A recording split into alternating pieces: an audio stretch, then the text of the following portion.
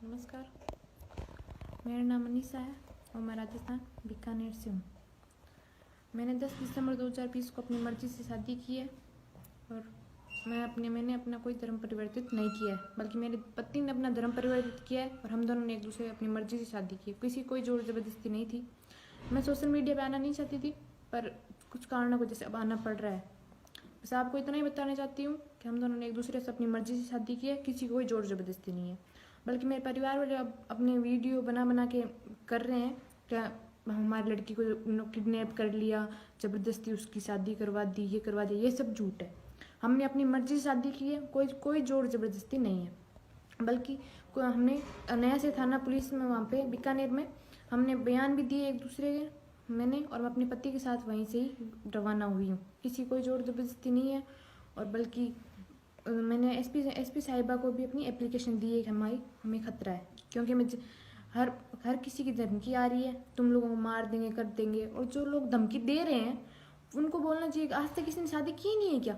आज तक तो मैं किसी का नाम तो नहीं लेना चाहती, पर आज तक तो बहुत लोगों ने शादी किया ना, लव मैरिज, हिंदू मुस्लिम बहुत लोगों ने किया। उनका तो तुम कुछ नहीं कर पाए ना। हम बच्चों पे बड़ा तुम रोब जता रहे हो, ये कर देंगे वो कर देंगे। अगर तुम लोगों की इतनी औकात है ना तो पहले उनका करो जाके, फिर हम पे आना। हमने तो अभी किया है, पहले इतने साल कहाँ चले गए तुम लोग, गोली मार देंगे, ये कर देंगे वो कर देंगे।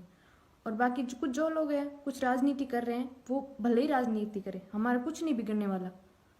और उनको राजनीति करने के अलावा काम है नहीं। हमारी झूठी राजनीति क्यों करें? हमारा नाम क्यों बदनाम कर रहे हैं वो लोग? हमारा नाम ले लेकर झूठी राजनीति फैला रहे हैं। वो सोशल मीडिया पे हमें गलत नज़रिए से दिखा रहे हैं। हमारा ऐसा कोई इरादा नहीं है सोशल मीडिया अपने गलत इरादे से बताने का।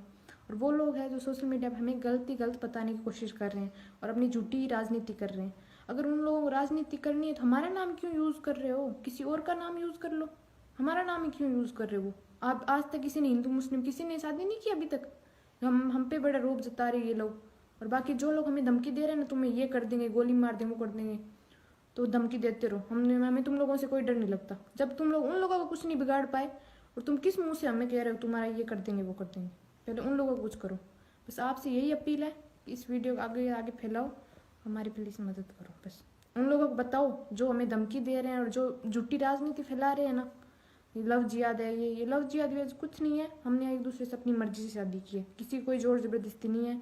और परिवार वाले ही झूठी वीडियो बना के कर रहे हैं। किसी कोई जो भी, हमने एक दूसरे मर्जी शादी की है। और बाकी ना तो किसी ने किडनैप किया है ना कुछ और किया है। बस इतना ही बताने के लिए आप लोगों को यहाँ पे आई हूँ मैं सोशल मीडिया पे। बस आप ये वीडियो आगे से आगे शेयर कीजिए और हमारी मदद कीजिए। हिंदू समाज में मेरा आजीवन नियम है और रामगति है।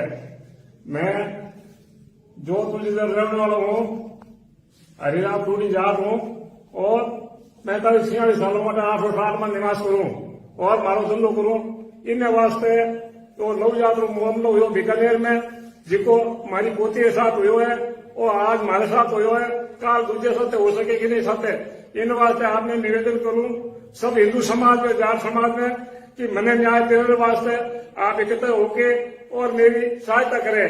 नहीं तो मैं जीव तो ही मजड़ो हूँ और जीव करना ही मैंने कही है। यदि 2-3 दिन में यदि मेरे को हो जाए निवेरो तो मैं कुछ लायक हूँ, नहीं तो मैं जीव तो कहीं काम कोई नहीं। इज्जत तो हमारी वैसे ही चली गई और मैं मेरे सब परिवार के साथ आत्महत्या कर लूंगा, क्योंकि मेरे पास में कुछ है ही नहीं। तो मैं ये दिक्कत करना ही क्या है? इन वास्ते में आपने वही निवेदन है कि मेरे घर के अंदर घुस के इस मियां ने और जो मेरी बीवी उससे तो ऑपरेशन हुआ था हॉस्पिटल में, और इसने एक साजिश करके मेरी बच्ची है पोती उसके साथ में लाके और दूसरे मेरे साथ में पूंजारी करके निर्दोष आदमी था। सुबह ने निर्दोष आदमी था, उसके साथ शादी करके उसको फंसा दिया 373 के अंदर। और फिर बाद में कोर्ट से मेरी बच्ची को उठाने की कोशिश की, फिर उठाने लगे, मेरी बच्ची को ले गए, इन पे गाड़ी चढ़ाई, सब कुछ किया उन्होंने।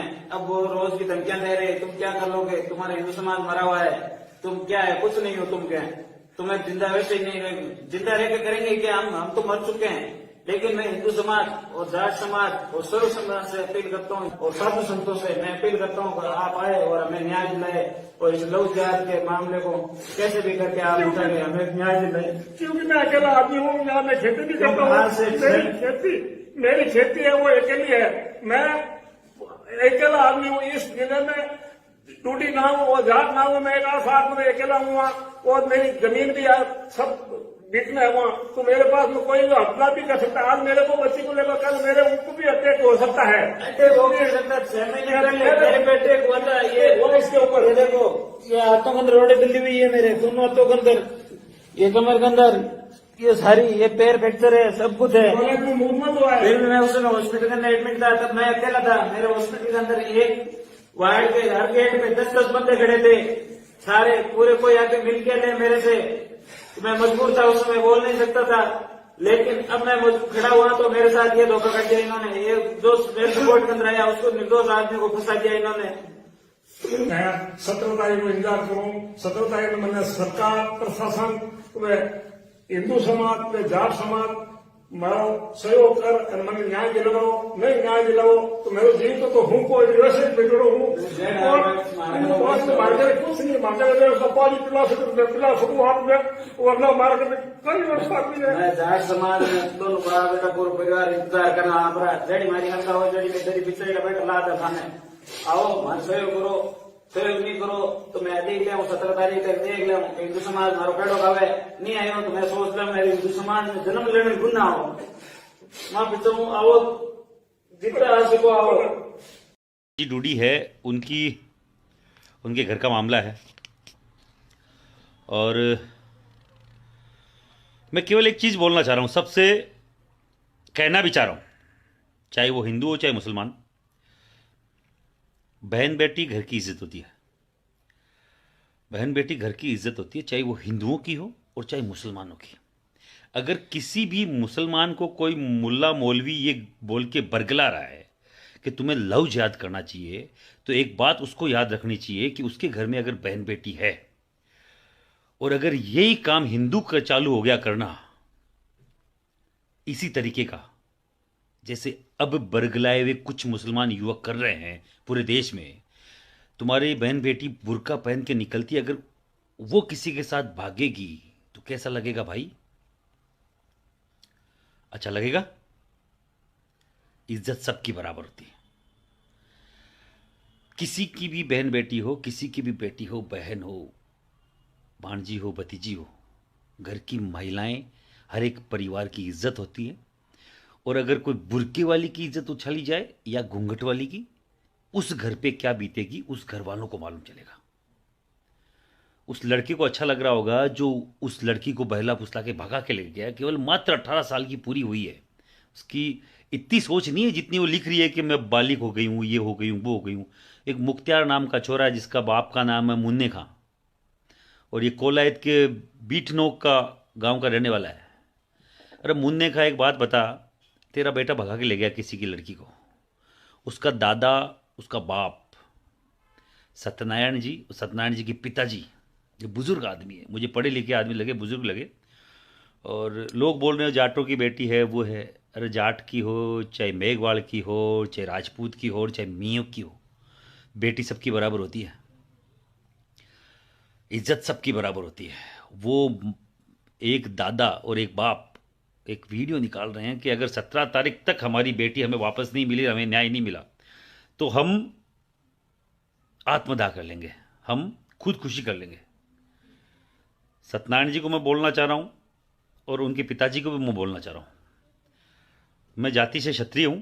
ये मैंने कोई एप्लीकेशन नहीं लगाई है भगवान के घर पे कि मुझे क्षत्रिय के घर पे जन्म दो, पर मैं जाति से क्षत्रिय हूं, इस बात का मुझे गर्व है। अगर मैं जाट होता या मैं ब्राह्मण होता, चाहे मैं मेघवाड़ होता, तब भी मुझे गर्व ही होता। और मैं एक चीज़ बोलना चाह रहा हूं सत्यनारायण जी, आपके और आपके पिताजी को भी, कि आपको कहीं मरने की जरूरत नहीं है। कोई मरेगा, खुद के आग लगाएगा तो वो अगला लगाएगा खुद के। आपको मरने की, जलने की कहीं जरूरत नहीं है। आपके भाई, आपके बेटे अभी जिंदा हैं। ये महिपाल सिंह, इसकी करनी सेना, मैं हर एक उस हिंदू के साथ खड़ा हूं जिसके साथ गलत हो रहा है। मैं मुसलमान के साथ भी खड़े होने को तैयार हूं अगर उसके साथ बशर्ते गलत हो रहा हूं, क्योंकि मैं क्षत्रिय हूं। पर इस तरीके का कोई भी मुसलमान आताताई, कोई भी विधर्मी अगर हमारी बहन बेटी की इज्जत खराब करने की कोशिश करेगा तो हम छोड़ेंगे नहीं। मैं सभी मुसलमानों को भी बोलना चाह रहा हूं, अगर अच्छे जो कोई है, मैं सबसे बोलना चाह रहा हूं, अगर तुम्हारी बहन बेटी को इसी तरीके से भगा के लेके जाने लग गए हिंदू, तो क्या होगा फिर तुम्हारे साथ। इसलिए इस तरीके के ये नीच हथकंडे बंद करो। और ये मुन्नू खां को मैं बोलना चाह रहा हूं, तेरी बेटी को अब कोई हिंदू भगा के ले जाए तो तू किस तरीके का फील करेगा ये बता।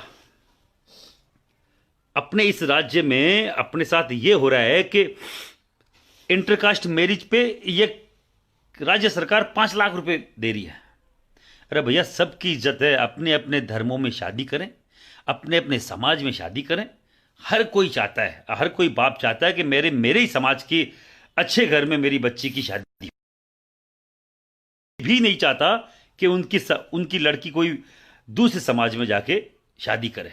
तो मैं आपको, पूरे देश के युवाओं को बोलना चाह रहा हूं, जो भी कोई विधर्मी इस तरीके की हरकतें कर रहा है, किसी भी जाति बिरादरी की महिला को कोई दूसरी जाति का व्यक्ति लेके जा रहा है, वो लव जिहाद ही है मेरे नजर में तो। और ऐसे लोगों को जूते मारो, ठोको, और हो सके तो सालों का ऐसा हाल करो कि आने वाले कई पुश्तों तक उस बात होती है धंधे से चालू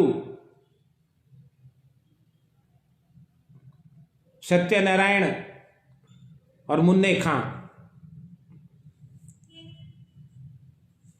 शायद काफी वायरल हो चुका है। विमला पुत्री रामेश्वर लाल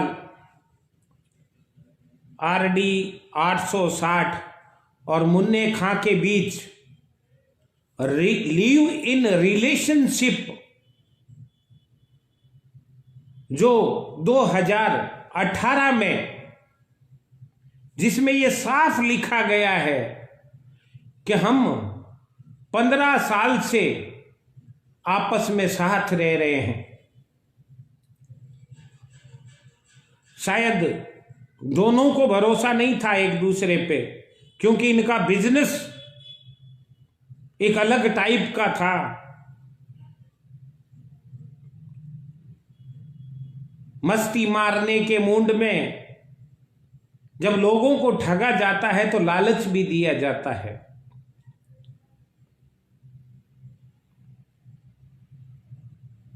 मुन्ने खां द्वारा जो दमामी है, हाल ही में सांखला फाटे पर विमला और स्वयं के नाम से एक होटल 40 लाख रुपए में खरीदा गया।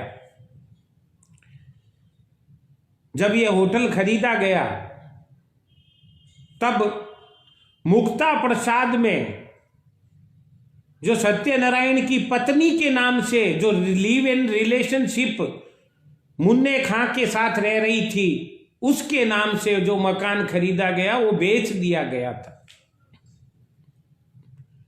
उसके बाद 40 लाख रुपए का एक होटल कोलायत सांखला फाटे पर खरीदा गया, जो दोनों के नाम से हैं।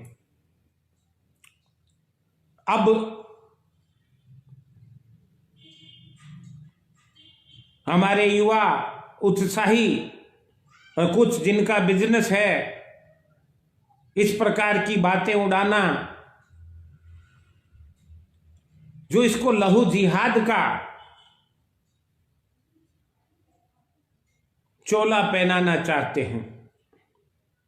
मैंने कल बात कही थी कि एक तो एक्सीडेंटली हो जाता है और एक स्वयं द्वारा कारित किया गया कृत्य अपराध होता है। जब आज मैं अंदर तक गया, मैंने फोटोएं इकट्ठी की, वो शादी 2019 में हो चुकी थी। तब ये लोग आपस में सहमत थे और शादी हुई है। शादी की फोटोएं अगर देखें तो वो घर सत्यनारायण डूडी का था। दोनों ने आशीर्वाद दिया। छोटा घर में प्रोग्राम रखा गया और जब ये बालिग हुए तब हाल ही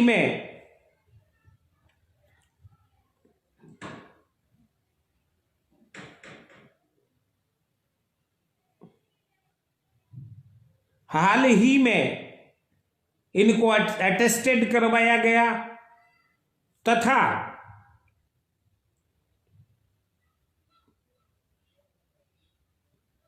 नगर निगम से, जिसमें बंगला नगर विवाहिक स्थल बताया गया है, प्रमाण पत्र भी लिया गया। बहन बेटियों, हमारे हिंदुओं की बहन बेटियों के साथ जो लव जिहाद का मुद्दा हो रहा है, मैं उस पर आपको कुछ चीजें अवगत करवाना चाहती हूँ, एकजुटता का आह्वान करना चाहती हूँ। इसीलिए मैं आपसे जुड़ी हूँ। जितने भी साथी जुड़े हैं उनसे ये निवेदन रहेगा कि इस समय जुड़े हुए साथी ये ना देखे कि मैं राजपूत हूँ, कि जाट हूँ, कि बिश्नोई हूँ, कि ब्राह्मण हूँ, कि मैं क्या हूँ। आपका एक ही दायित्व बनता है कि आप सिर्फ एक हिंदू हैं और एक हिंदू होने के नाते आप इस लाइव में मुझसे जुड़े हैं और अपनी बहन बेटी के आबरू के लिए मुझसे जुड़े हैं। जो बात मैं आपसे कहना चाहती हूँ ये किसी एक व्यक्ति पर लागू नहीं होती है। आज ये हरिराम जी डूडी बिटनो कोलायत से हैं, उनकी पोती के साथ या उनकी बच्ची के साथ हुआ है। कल को भगवान ना करे ऐसी कोई घटना किसी और व्यक्ति के साथ भी हो सकती है। वो जाट समाज से हो सकता है, विष्णु समाज से हो सकता है, ब्राह्मण समाज से हो सकता है, किसी भी समाज से हो सकता है।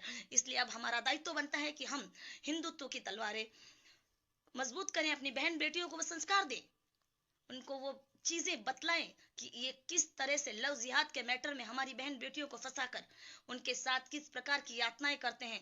4 दिन बाद आपको सड़कों पर छोड़ देते हैं, आपको दर दर की ठोकरें खाने के लिए छोड़ देते हैं। तो जो भी साथी लाइव जुड़ रहे हैं, पहले सबसे पहले जितने भी साथी हैं सभी हिंदू संगठनों में, सभी हिंदू संस्थाओं में, सभी हिंदू ग्रुपों में ये लाइव शेयर कर दें जितना ज्यादा से ज्यादा। मैं सभी दर्शकों को पुनः निवेदन करना चाहूंगी कि आज का लाइव का माध्यम किसी प्रकार का उपद्रव फैलाने की नहीं है। मैं संवैधानिक तरीके से लड़ाई लड़ने की बात कर रही हूँ। मैं ये लाइव शेयर कर दें जितना ज्यादा से ज्यादा। मैं सभी दर्शकों को पुनः निवेदन करना चाहूंगी कि आज का लाइव का माध्यम किसी प्रकार का उपद्रव फैलाने की नहीं है। मैं संवैधानिक तरीके से लड़ाई लड़ने की बात कर रही हूँ। मैं संवैधानिक तरीके से बिना किसी हिंसा, बिना किसी उपद्रव के सिर्फ और सिर्फ आप लोगों को जागरूकता के लिए लाइव, तब आप बोलेंगे।